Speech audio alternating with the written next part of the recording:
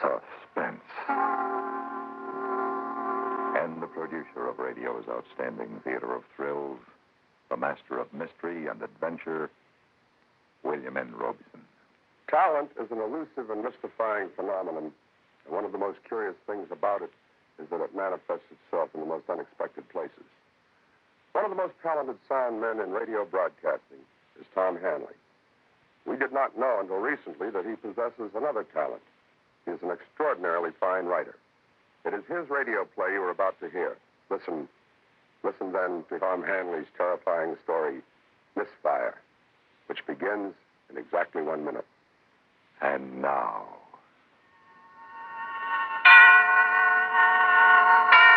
Misfire, starring William Conrad, a tale well calculated to keep you in suspense.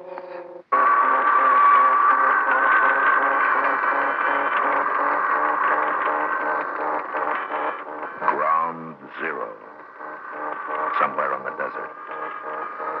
We are inside the cab where the bomb, this one called Jackhammer, awaits the impulse from control point some 14 miles to the south.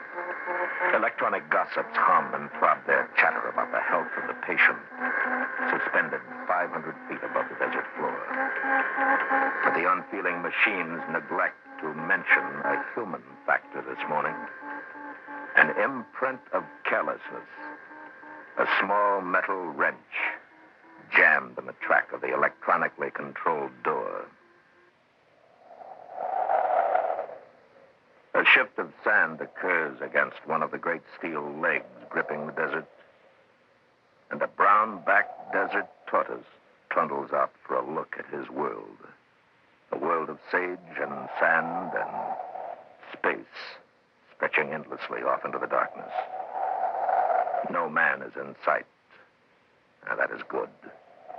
There have been days of hiding from men, but now they've gone, and the tortoise tries his morning legs and plans his new day. H-1. Place eye protectors in position and turn back to fireball. 55, 54, 53, 52, 51. From 100 speakers miles removed from Ground Zero, the tape-recorded voice begins its countdown. No margin for error now, no turning back. Test shot Jackhammer is underway. 42, 40, 39. On News Knob, 14 miles away, a photographer from an eastern paper nervously adjusts his goggles and wonders, what would it be without them? 14 miles. Can it blind across 14 miles? A mile and a half from Ground Zero, a 22-year-old Marine corporal crouches in a trench on his knees, his head rammed into his arms, per instructions. He and 1,999 other Marines there to prove that man is not afraid. Not really. But what if something goes wrong? 33. What if it's bigger than they think? 32. 31. He hears the endless moaning of the taped voice. 29. 28. 27. 26. A little over a mile from Ground Zero, in a concrete bunker with its air conditioning secured, sits a 37-year-old Englishman, a civil defense man, remembering another time he huddled in a shelter. Only then he was a soldier in London, and the buzz bombs screamed overhead. His uniform, now top secret, designed for the future, and he sits on a padded floor with 12 other men. They want to know what chance their cities will have against the day that must never come. 18, 17, 16, 15. At control point, men sit silently, watching instruments 12, designed to tell them how efficiently Jackhammer does its job. 9, And the tortoise 7, lumbers across his front yard 5, in search of breakfast. 4, 3, 2, 1.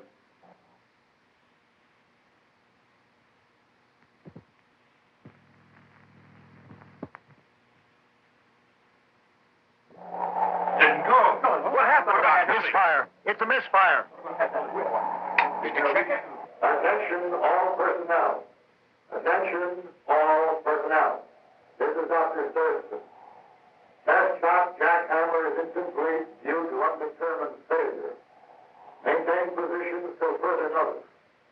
You are still on detonation alert. Dr. Thurston? What is it, Butler?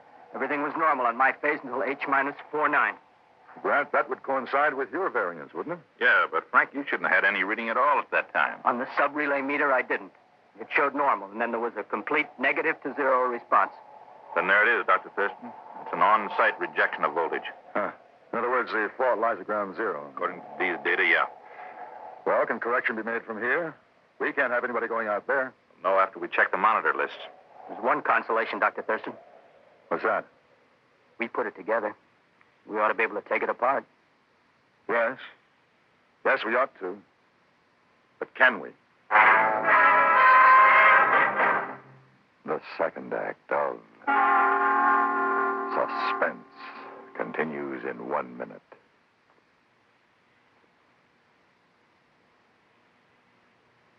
And now, we continue with Act 2 of Misfire, starring William Conrad. A tale well calculated to keep you in suspense. There's no walking away from an atom bomb. No asking who left it there. So it becomes a story of people, the disarming. Lee Thurston, MIT graduate, 1932, old enough to have been appalled at the thought of an atom bomb.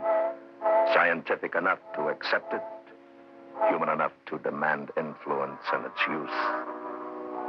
John Grant, 36, a red-headed giant who daily deals in miracles, believes in them, makes them work. Frank Butler, former child prodigy, grown bald at 28, bachelor, attendant now at the bigamous wedding of electronics, nuclear fission, and power politics.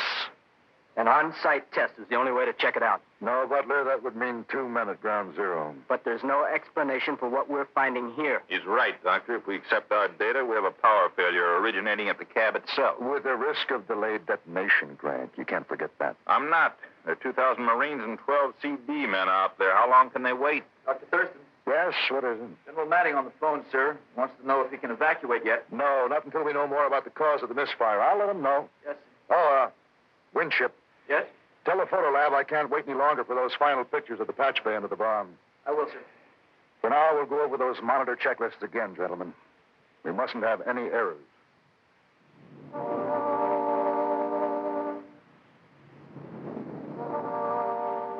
News Knob has a mathematics of its own.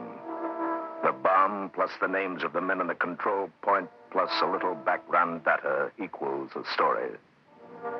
Mention that these men were in high school when the first atomic pile was activated.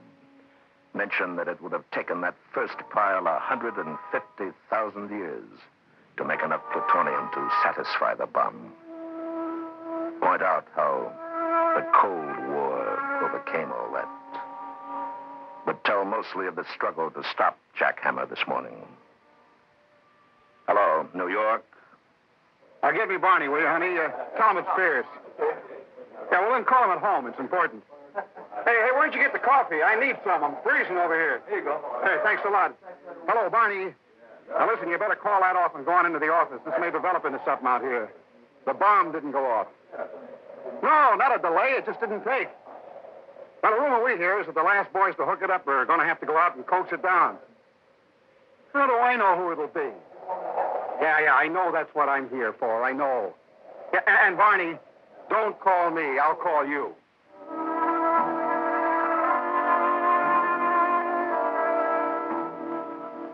The Marine lies flat now, permission granted.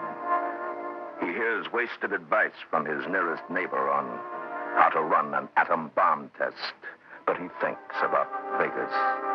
And he wonders whether he'll ever see her again, that girl with the dark hair, the dark eyes, the wonderful smile, and the Cadillac convertible. In the civil defense shelter, it's hot. No air conditioning for 40 minutes now. These heavy clothes and sealed up this way. Somebody better call control. They've bloody well forgotten us. But they haven't. More important things. Like the photo lab with the final pictures of the victim, Jackhammer. Pictures of the bomb with its viscera displayed, A to B and yellow to ground. The proper circuit for agony. Well, this one's okay. This one's all right. The pictures show the patch cords are all okay, Dr. Thurston. Oh, wait a minute. Just a minute now. We've always assumed that if we got power to the site proper, that it would go on to the bomb. Of course. The door to the cab completes the circuit. Voltage to the door, voltage to the bomb. All right, then. What if the voltage didn't get beyond the door? Oh, that's impossible. Our monitors show the door completely closed. All right, but what if it didn't? For some reason. What reason? What could go wrong that wouldn't show on the monitors? I don't know, but it's got to be out there. Let me go check it. I can't order anybody out there. I'm asking to go. I'll go with you, Frank. No. But if anybody goes, it should be two. You'd need a phone line during the climb in case we found anything here. You'd need test equipment, tools for opening the door manually, radiation test gear, and a wrench. That disconnect would have to be made immediately, Frank. Wrench? What's the matter? You look ill. No, nothing, sir. I've had no sleep, I guess. 500 feet and no power for the elevator, Frank. I'll go with you. All right. But I ought to go alone. Act 3 of Suspense follows in 1 minute. And now, we continue with Act 3 of Misfire, starring William Conrad. A tale well calculated to keep you in suspense. The afterbirth of darkness is light. That insipid gray light of the desert dawn. And the night animals scurry homeward. And the day things began their minor motions. And slowly it begins, the gradual creep of light and warmth across the land. Till its source explodes in the vastness of the desert. And there it becomes the sudden kiss of heat.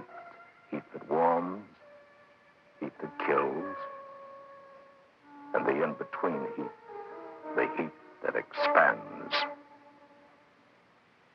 Man's product, that awkward wrench, lies in its cramped position on the tower.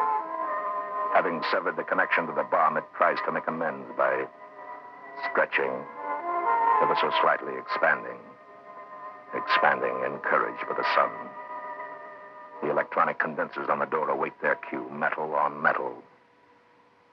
And that blinding concussion that has no beginning nor any end. And the tortoise, unaware, accepts his gift from the land and goes in search of his image. I better go up first, John. No, you got to man the phone. I'll start first, open the door manually, and check for radiation. Then you shoot in and disconnect the thing. All right. John? Yeah. You think we'll ever get off the tower?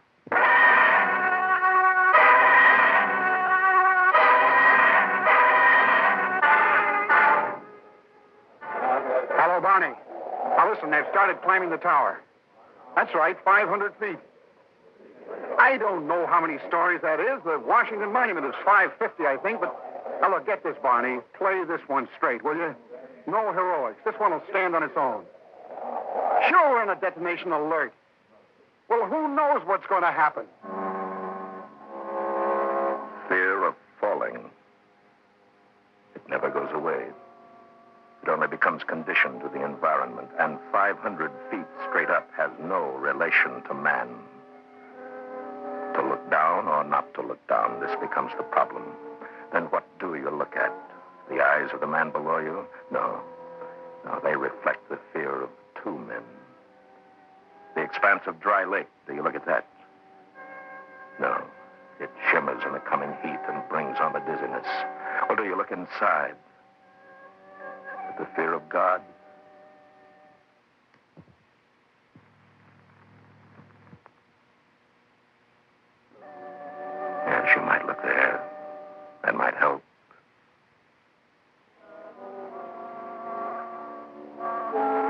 most part, you climb. You lift each aching limb after the other. The next platform is the last. Well, the Irish do it in their land. The traveler never has more than a mile to go. Never. Just beyond that rise, sir. And then it becomes easier. The next platform. And then the next. And the next. Just a second, Frank. How you doing? Okay. How much further? One more platform, Frank. Just one more. It's murder. There's one consolation, though. What? Going down. We'll have power to the elevator afterwards, and we'll ride down. Maybe. If there is an afterwards. Get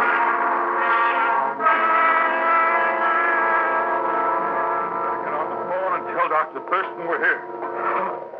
Okay. Dr. Thurston?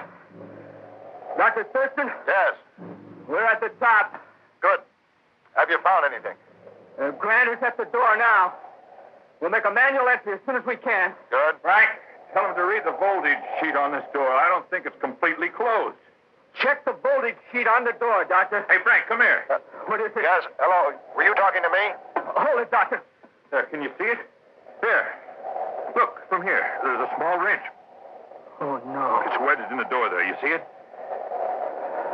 John, it's mine. It's my wrench. I must have dropped it when we were up here arming the bomb. It can happen.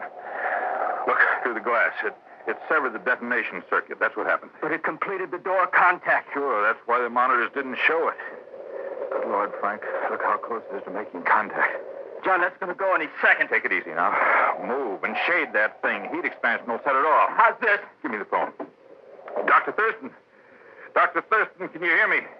Grant, is that you? Now listen carefully. We've found a problem. A small hand wrench has been accidentally dropped into the door track. Good Lord. Now, apparently it severed the detonation circuit, but it's so close to making the contact now that we've got to have power to the door. Not while you're there. Come off the tower. We'll open it. No, you don't understand. The door condensers are already loaded with enough power to detonate the bomb. Well, is the wrench above the contact? Yes. Then opening the door will drop the wrench and set it off. Look, you got to give me power, just enough to make the door jump. I'm putting a pair of pliers on the wrench. I'll yank it out as soon as you loosen the door. What if you miss? I'll never know about it. John, you got to do something fast. The sun is moving. Thurston, you've got to. You can't leave us like this. I can't risk it. Try to get No back. chance. Now, if you could only see it. All right. I'll do it. Winship, give me ground zero power on my count. Just do it. I gotta explain now. Grant? Yeah. Are you ready? Yes. Grant, I'll give you a 10-second count. Make it 5. All right, 5. I get a good hold on that wrench. 5, 4, 3, 2, 1. Is that it, Grant? Grant, are we out of it? Nice going, John. We're out of it, Thurston. We're out now. The bomb can't go off.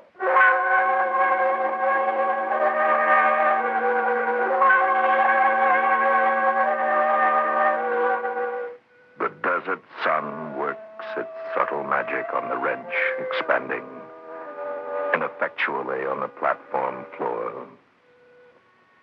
The Marine stands up in the trench. The CD man sheds his top-secret uniform, strips to the cuff unashamed.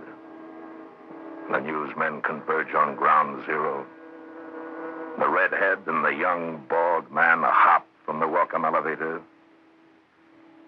to see a tortoise scurrying ponderously toward his burrow. And they pick him up. But he pretends not to be there at all. But he is. And they know it. So they take him back to control point to live for another day.